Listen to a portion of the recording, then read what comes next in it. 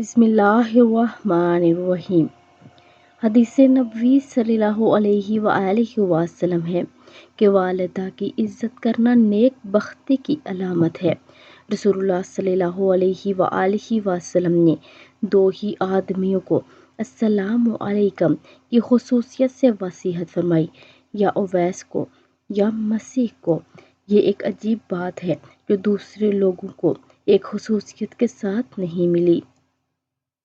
جب حضرت عمر رضی اللہ تعالیٰ عنہ ان سے ملنے کو گئے تو اویس نے فرمایا کہ والدہ کی خدمت میں مصروف رہتا ہوں اور میرے اونٹوں کو فرشتے چرایا کرتے ہیں، تو آپ سب بھی اپنے ماں باپ کی عزت کیا کریں، ان کا خیال رکھا کریں۔